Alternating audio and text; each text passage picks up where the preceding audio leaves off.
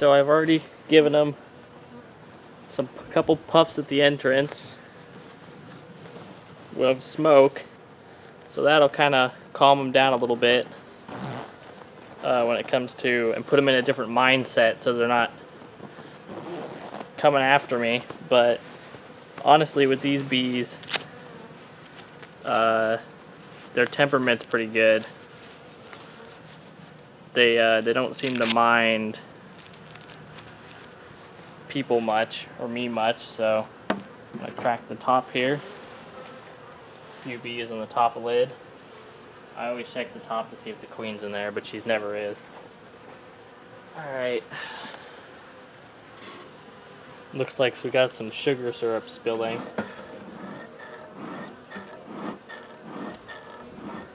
Put some smoke in the top here. Take the sugar syrup away. They sucked down quite a bit of it. Some of it spilled, but put these little dowels here on the grass.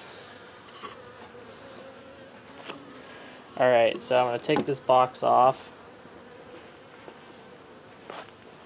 and set it adjacent, just in case I have to take any frames out, on top of something, so if the queen's on it, I don't need to worry as much.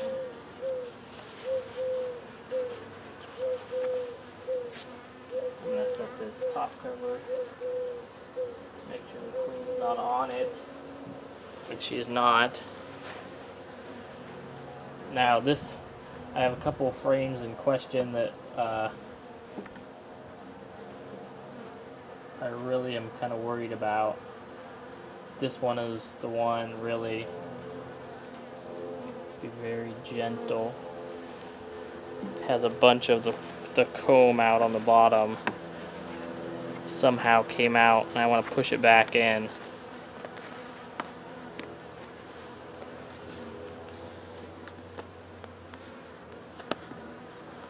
There we go.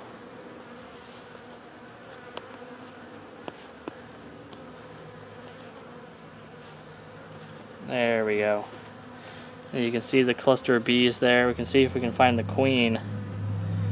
I don't see her here on this frame. They have a frame, one of the frames they peeled down. You see they're drawing this out. I don't see any eggs in this because it's not drawn out quite far enough. You can see some honey, actually. There's some nectar in this. See that? See that glistening there? They've been storing some sugar water in this frame, actually. They have a little bit of burr comb there, but I'm not going to mess with that. If it gets to be a problem, then it gets to be a problem. Set this guy down gently. I'm going to pull a frame out here at the bottom back. It's one of the comb guide frames you put in here.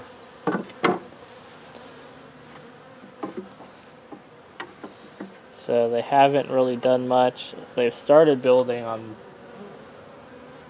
this here because I put it next to another frame.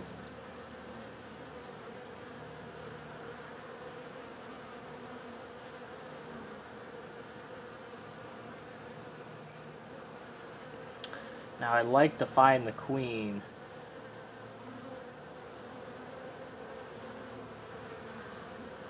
If I could. But I don't really want to bother them too much because they're busy building. And I know for the most part that she's in here.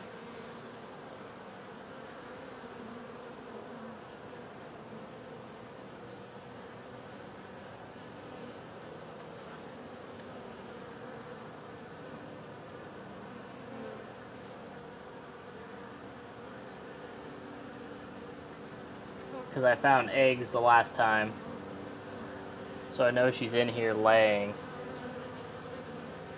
I think I'm not going to do a comprehensive check at this point because they're all festooning, which means they're chaining together, and they're still in the process of building a lot of comb because we had to take a lot of comb away from them. so I don't really want to bother them all that much. This was just to get that piece in place and make sure they're not chewing a bunch of this comb up at the top, because they've been doing that, chewing a bunch of that comb up at the top. You can see they're flying around a bit, getting a little perturbed that I'm messing with their home. So I'm going to frame this back up when it comes to being straight and everything, and leave them back to work. So they have comb built on this frame here. They have comb built on this frame here. Some. They have comb on this frame, and this frame that they're building, and some on this frame here, but not much. They're just starting to draw this frame out. But only this piece here, this strip where they're basically at, where the package is. But they are raising eggs on this frame and this frame here, these two frames near the center. And I saw eggs there the other day, so I'm gonna go ahead and leave that there, leave all those frames where they are. I'm satisfied with that. I don't see any major problems with chewing or anything like that. I need to put the inner cover on first.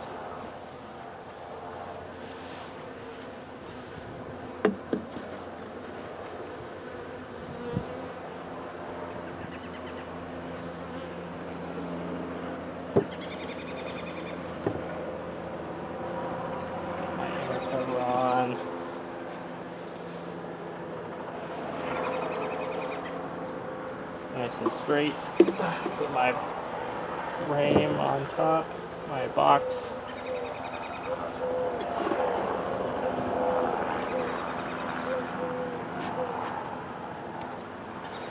Get it all squared up. Sorry if I'm in the way of the camera. And then I'm going to put my blocks of wood back for their feeder.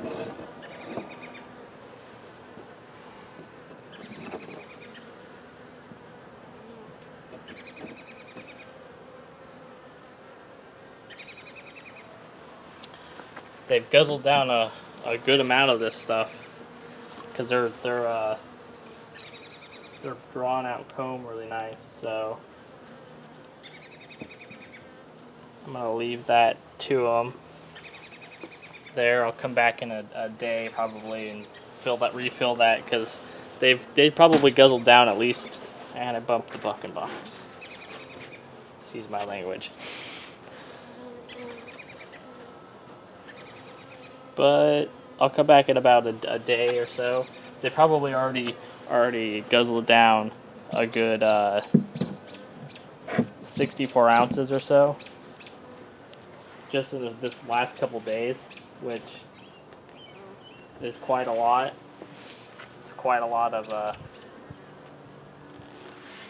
of syrup here.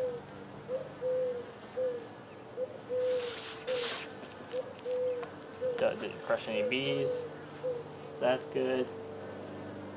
Get my box all straightened up.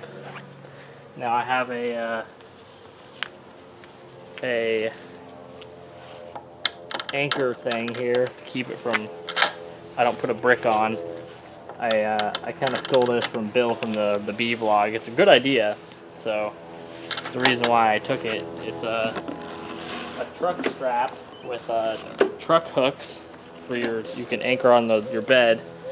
You just take it over the side and then hook it on to the other side and then tighten it up, and it anchors down your box so that it's nice and tight, that you don't have to worry about it your boxes getting blown over by high winds, or in this case my dog, who likes to come over and check out the bees. Now I'm gonna move you really fast. Trying to see through this veil is mad. move you over here a little bit. This right here, I want to show you. Now that we've checked out the bees a little bit, this right here is a bait hive that I set up, and have a little circle entrance here, and what's inside of it is absolutely nothing right now. Anyway,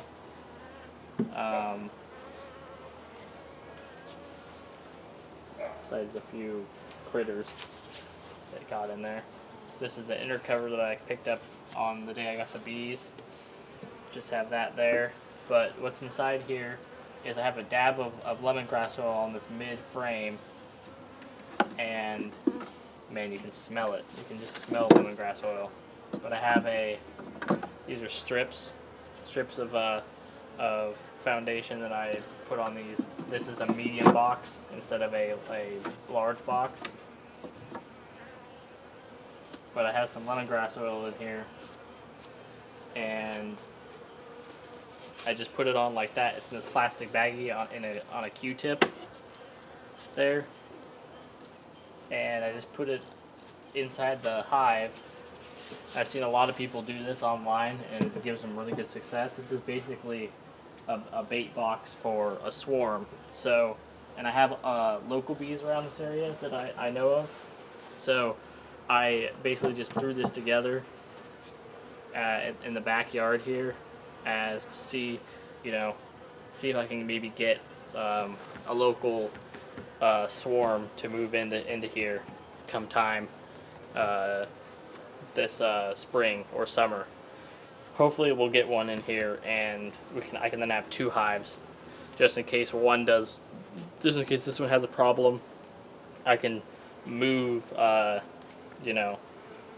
more or less move queen or whatever I need to over from this hive to boost this hive's population if it gets in trouble, or vice versa. Of course, the fact is brought up that I am going to have a problem with that, just due to the fact that this one is a medium, it's shorter, and this one is a deep.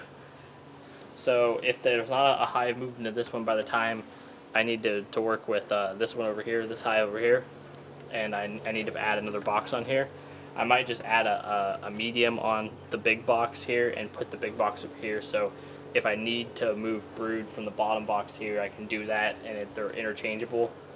And if I need to move brood from the top box on both of them, they're interchangeable.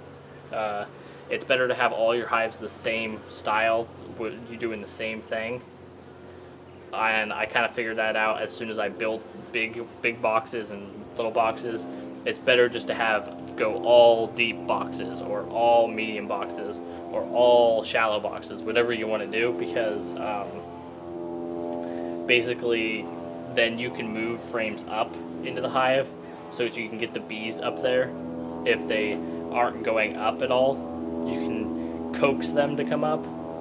And the way that I have it set up right now, you can't really do that with these boxes here. You'd have to have a medium box on top. They'd have to go up there by themselves and start laying brood up in the top box, and then if they lay brood up in the top box, you can then bring it up into a super to try to coax them to keep building up and putting honey up in the super. So yeah, it's a little bit of a flaw on my part. I learned from my mistake. I think the next hives I do, they're just all going to be these medium boxes here, because they're a little bit lighter, they're a little bit easier to deal with. These big boxes are going to be heavy when they get filled with honey or brood bees and stuff. So a bee just flew in front of the camera. They've been all kind of perturbed now, and the guard bees are headbutting the camera. But yeah, for the most part, that's the idea that I'm going to be sticking with now, is just one type of box. You just want to stick with one single type of box when it comes to the height. This is a medium western is what it's called, a western box. So for those of you at home that don't know or looking to get into beekeeping, I would stick with just going western boxes, all westerns, because then you can mix and match stuff, and you have all the same frame size and all that stuff. So just a little tip from a newbie that learned the hard way. you know, after thinking about it, you really just want to stick with whatever one you prefer to work with first. So anyway, guys, this will be the end of this little short kind of clip, or two-part clip. The first part lighting the smoker, and the second part here with looking the beehive. I didn't pull it out much. I didn't look for the queen because I just want them to build that comb out. I know she's in there. I know she's been free, and I know she's accepted. The hive is very calm and collected, and they weren't scrambling around. They were actually looking up at me, guarding. And there's guard bees at the entrance, which means that they're queen right. They have a queen in the hive, and the queen is actively there, and they have a calmness about them. If they were not a queen right, if there was not a queen in the hive, then I would be worried. If they were scrambling around and moving really fast, and they looked just really like they were bonkers, then I would be worried. But I'm not worried right now. There's a lot of order in that hive. The queen's there. I know she's there. I've seen eggs. So next time, hopefully, or the next time after that, maybe in about 2 weeks, I'm hoping at least 2 weeks from now, we'll see a good amount of comb built in there, and we'll see some cap brood and some baby bees, new baby bees by then. Definitely within the next week to week and a half, we'll see new baby bees. So that'll be good to see everybody, and I hope you guys like this episode.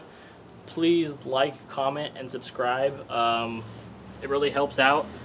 Sharing and this video on social media also really helps out. I really appreciate it when you guys do that, because the more people here we have to talk to and interact with us, and more people to get to learn this episode. Let me take this veil off since they're not really bothering me. Easier for you guys to see me. There we go. Okay. So, but if you guys, you know, sharing and kind of offering, you know, your help when it comes to that, and getting people coming here to learn about the different things that I want to teach people. I started doing this not because I want to make money, or because, you know, I feel like that, you know, YouTube's an easy way to just get ahead in life. I started doing this because I wanted to teach people, and especially after having the college experience. Basically, the college experience nowadays sucks, and I'm sorry to put it in such blunt terms, but it sucks. And just the high school experience and educational experience in general, it sucks in the US. It really sucks. The Common Core methods of teaching kind of really drive me completely bonkers. I know some people won't believe, or, you know, they won't agree with me on this, and that's fine. You're entitled to your opinion. You don't have to listen to me, and, you know, if you don't like what I'm saying, you can just tune out, I guess, or not really listen to it. But it's just, from my experience, the teachers nowadays, they don't care. They don't care if you pass. They don't care if you fail. They don't care if, you know, there's something going on in your life that is beyond school, and they don't care if, you know, you're having health issues or whatever. They honestly do not give a complete, you know, anything about it, as long as you're there doing your work. There's even teachers that I've had tell me, I don't care if you're on your deathbed, you come to class, type of thing, which is just criminal to honestly tell somebody. That, like, do you have an ounce of compassion in your body that you can't tell somebody, you know, hey, I understand, you know, I feel you. And there are some teachers like that.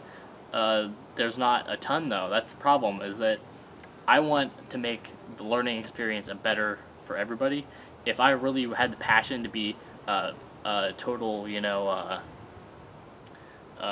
teacher when it comes to a formal teacher, if I wanted to go through all that schooling and stuff to do that, I would definitely do that. A bee's telling me he doesn't want me here, so I'm gonna have to put my veil back on. But you know, I would totally, you know, do that, but I don't really want to go through the schooling to do that. So hopefully you can see me here. Let me check. Make sure you can see me. Yeah, you can see me. But I don't really want to go through the schooling to do that. So, you know, the next best thing is to teach people in a fun way on YouTube. Learning by yourself can be the most rewarding thing possible. You can, learn things by experimenting. You can learn things by watching people online and trying them out. And if it didn't work for you, you can tweak it a little bit, and then, it's very, very fun that way. And, that's what I kind of want to get through on my page, is I want it to be fun for everyone, and I want it to be a place where you can grow as a person and not feel like you're tested. Like, that's the worst possible feeling in the education system nowadays, is that you are a number and you're tested, and you have to perform on these tests, and you have to, there's these tests that you have to pass, otherwise you're just completely a failure, you didn't learn anything. That is the wrong way to go about teaching people, that's why a lot of some of the teachers, the best teachers I've seen, they try and they do everything they can to come across with their teaching methods, and if people did not understand the way they taught, or they get poor grades on their tests, they curve their scores to make they want people to pass, and they know that they learned something.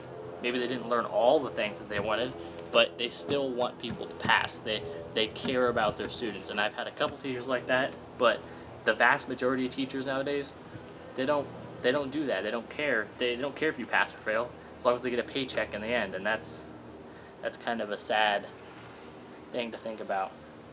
Little bee just landed on me, cleaning herself. But that's just something I don't want to see nowadays, and I'm trying to. This is my way of, coming back and trying to make the world a better place, basically, by teaching people how to do things for free. I don't ask for anything. Donations are always liked, but I don't care if people donate to my channel, just as long as you can say he had some good ideas, but some of I didn't agree with.